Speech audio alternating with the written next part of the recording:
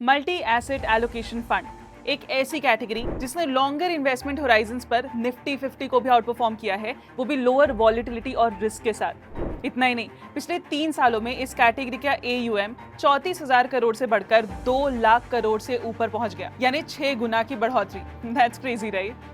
लेकिन आखिर multi asset fund में इन्वेस्टर्स इतना इंटरेस्ट ले क्यों रहे हैं? क्योंकि मार्केट में ना हर वक्त कोई ना कोई एसेट क्लास न्यूज में होता है। कभी इक्विटी रैली कर रही होती है, कभी डेट अट्रैक्टिव लगता है, तो कभी गोल्ड और सिल्वर में अपॉर्चुनिटी नजर आती है। लेकिन एज एन इन्वेस्टर क्या मैं हर बार न्यूज देखकर एसेट क्लासेस चेज कर सकती हूँ?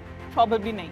मुझे तो एक ऐसी कैटेगरी चाहिए जहां ये डिसीजन कोई एक्सपर्ट मेरे लिए ले, और वो भी तब नहीं जब अपॉर्चुनिटी ऑलरेडी न्यूज में आ चुकी हो, बल्कि जब अपॉर्चुनिटी बिल्ड हो रही हो। एग्जैक्टली यही काम करता है मल्टी एसेट एलोकेशन फंड, एक ऐसा फंड जो एक ही पोर्टफोलियो के थ्रू इक्विटी, डेट और कमोडिटीज जैसे डिफरेंट एसेट क्लासेस में एक्सपोजर देता है। अब मार्केट में तो कुल 37 मल्टी एसेट फंड्स हैं, तो हमने इन सभी फंड्स को एनालाइज करके 5 ऐसे फंड्स शॉर्टलिस्ट किए हैं जो दूसरों से बेटर परफॉर्म कर रहे हैं, और आखिर में हमने इन 5 फंड्स में से एक विनर ढूंढने की भी कोशिश की।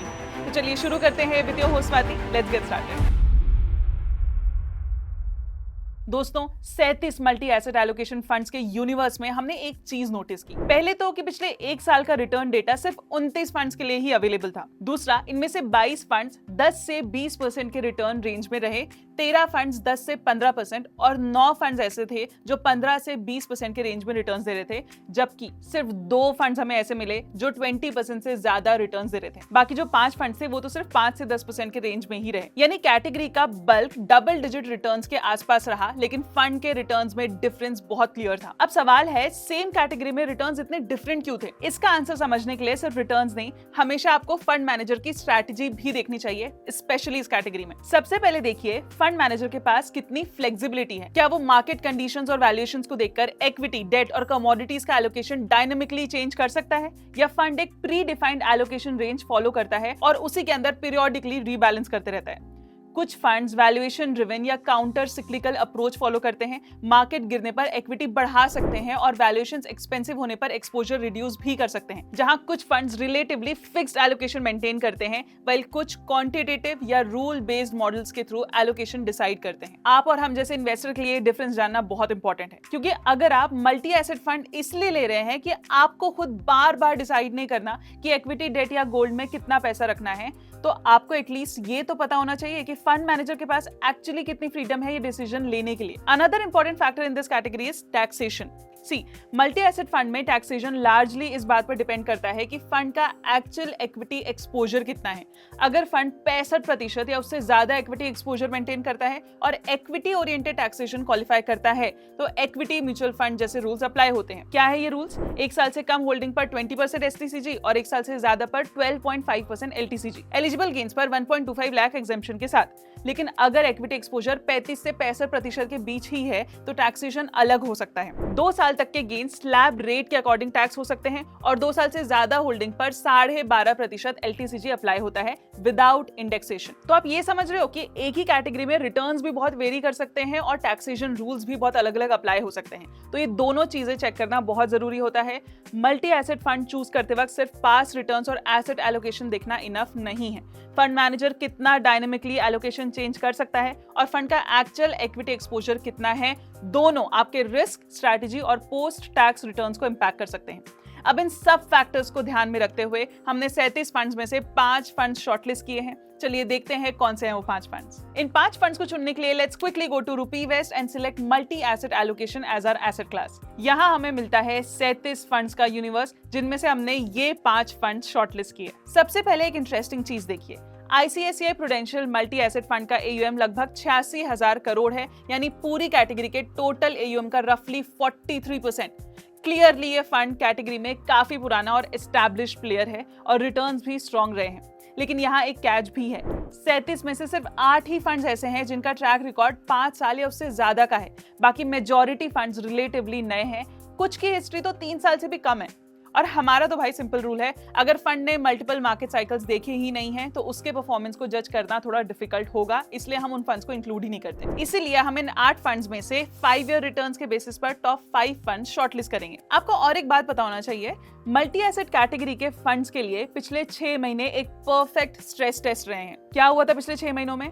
जैन से फेब में गोल्ड और सिल्वर में स्ट्रॉन्ग रैली आई, फिर मार्च में प्रेशियस मेटल्स में शार्प करेक्शन आया, वेस्ट एशिया टेंशंस बढ़ी, एनर्जी और करेंसी मार्केट्स पर प्रेशर बना और इक्विटी के साथ बॉन्ड्स भी सेल ऑफ हुए। और अप्रैल के बाद पिक्चर फिर से पलट गई, इक्विटीज ने स्ट्रॉन्ग रिकवरी दिखाई और मई ऑनवर्ड्स बॉन्ड्स भी रिकवर करने लगे। यानी सिर्फ 6 महीने में ऑलमोस्ट हर मेजर एसेट क्लास ने अलग अलग मार्केट एनवायरनमेंट देखा।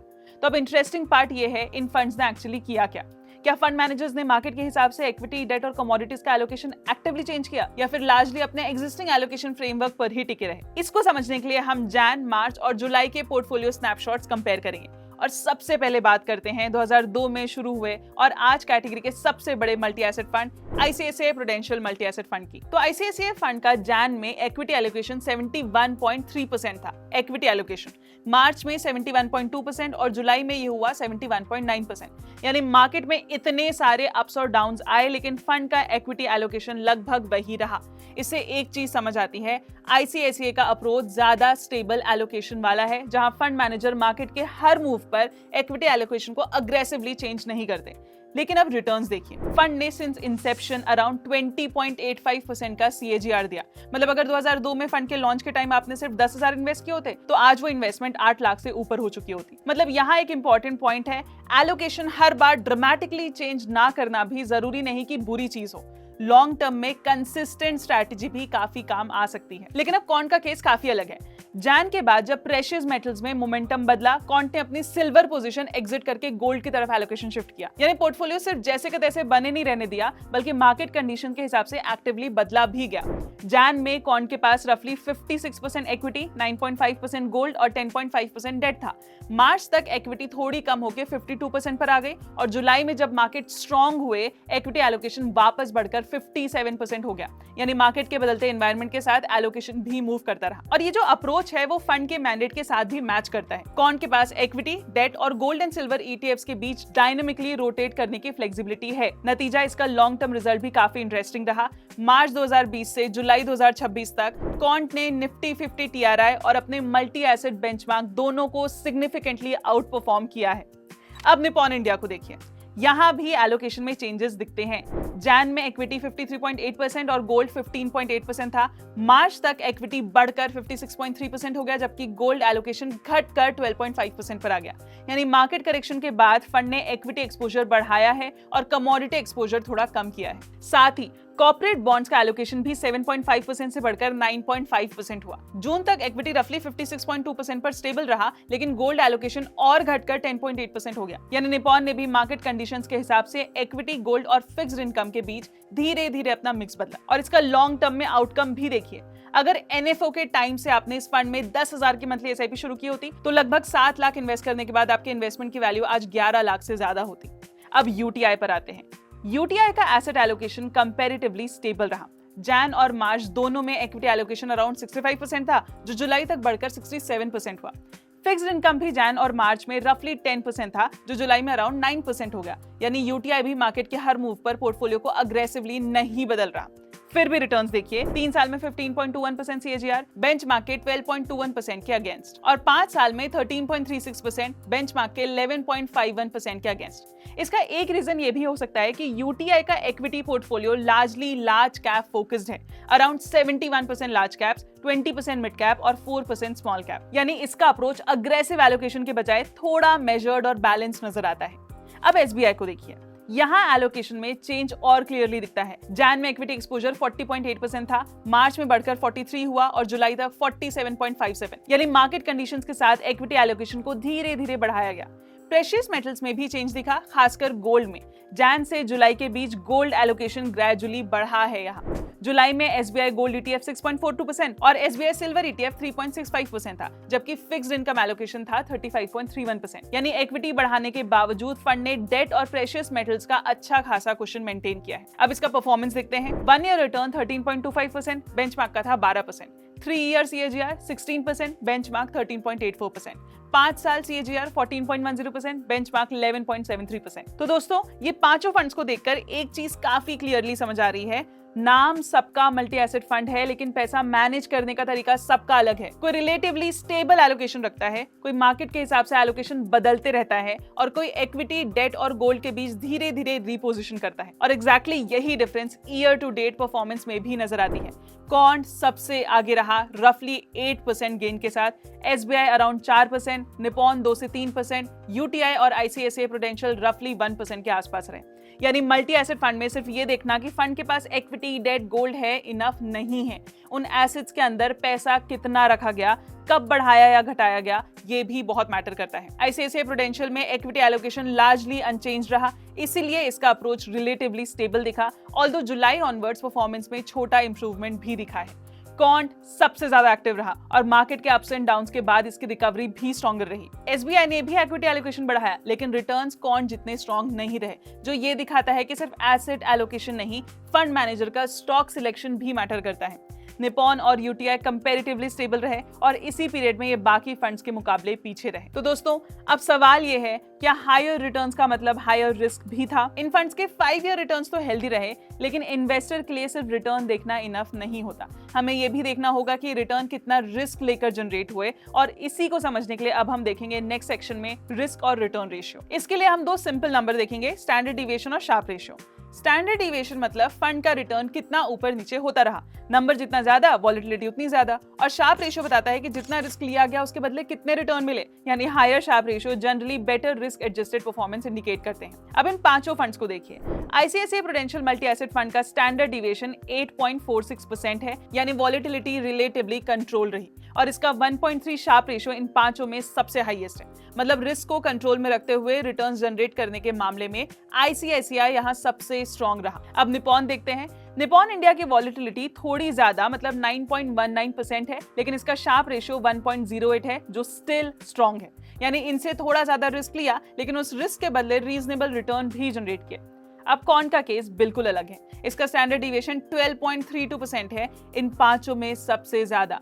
मतलब इसका पोर्टफोलियो कंपैरेटिवली ज्यादा ऊपर नीचे हुआ है लेकिन इसका शार्प रेशियो 1.07 है, यानी क्वांट ने ज्यादा रिस्क लिया लेकिन उस एडिशनल रिस्क के बदले रिस्क एडजस्टेड रिटर्न्स भी स्ट्रॉन्ग रहे। अब SBI की कहानी थोड़ी इंटरेस्टिंग है। इसका स्टैंडर्ड डिविएशन सिर्फ 7.72% है, ग्रुप में सबसे कम, यानी वॉलेटिलिटी सबसे कंट्रोल रही लेकिन शार्प रेशियो 1.02 है जो ICICI प्रूडेंशियल और निपॉन से थोड़ा लोअर है। मतलब रिस्क कम था लेकिन उस रिस्क के बदले मिला रिटर्न भी कंपैरेटिवली कम ही था। और फाइनली UTI, इसका स्टैंडर्ड डिविएशन 9.53% है लेकिन शार्प रेशियो 0.87, इन पांचों में सबसे कम। मतलब जितना रिस्क लिया गया उसके कंपैरिजन में रिटर्न्स कंपैरेटिवली वीकर रहे। तो यहाँ एक इंटरेस्टिंग पिक्चर बनते नजर आ रही है। कम वॉलेटिलिटी का मतलब हमेशा बेस्ट फंड नहीं होता और हाई रिटर्न का मतलब भी ऑटोमेटिकली बेस्ट फंड नहीं होता। हमें ये देखना है कि फंड ने कितना रिस्क लिया और रिस्क के बदले कितने रिटर्न्स दिए।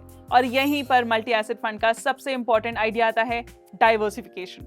डाइवर्सिफिकेशन का मतलब हम सब जानते हैं, सारा पैसा एक ही जगह नहीं लगाना है, क्योंकि हिस्ट्री देखिए, किसी भी एक एसेट क्लास ने हर साल कंसिस्टेंटली बेस्ट परफॉर्म नहीं किया। कभी इक्विटी सबसे आगे रही, कभी गोल्ड, कभी सिल्वर या कमोडिटीज और कभी डेट। तो अगर आपका पूरा पैसा सिर्फ एक एसेट क्लास में है तो जब वो एसेट क्लास वीक परफॉर्म करेंगे पूरा पोर्टफोलियो उसका इंपैक्ट झेलेगा। इसीलिए मल्टी एसेट फंड का आइडिया यही काम आता है। ये डिफरेंट एसेट क्लासेस को एक ही पोर्टफोलियो में कंबाइन करता है क्योंकि हर एसेट क्लास का बिहेवियर एग्जैक्टली सेम नहीं होता। इक्विटी मार्केट प्रेशर में हो तो जरूरी नहीं कि गोल्ड भी उसी डायरेक्शन में मूव करे और डेट का रिटर्न पैटर्न भी इक्विटी और गोल्ड से अलग हो सकता है। यानी एक एसेट क्लास में अगर प्रेशर आ रहा है तो दूसरी एसेट क्लास पोर्टफोलियो का कुशन दे सकती है और इसी को हम कहते हैं लो या इम्परफेक्ट कोरिलेशन। सिंपल वर्ड्स में सब एसेट हर वक्त एक साथ नहीं चलते और शायद इसी वजह से मल्टी एसेट फंड एक सिंपल प्रॉब्लम सॉल्व करता है। आपको हर बार ये डिसाइड नहीं करना पड़ता कि अब इक्विटी में जाना है, गोल्ड में या डेट में। Solves the problem, right?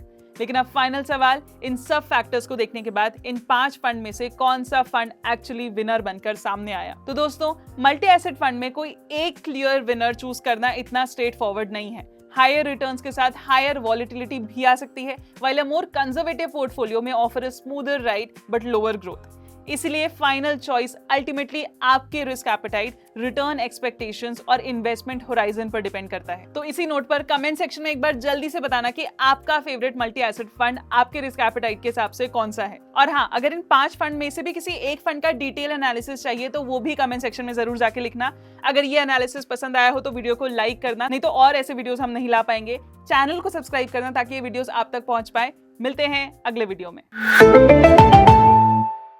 Mutual fund investments are subject to market risks. Read all scheme-related documents carefully.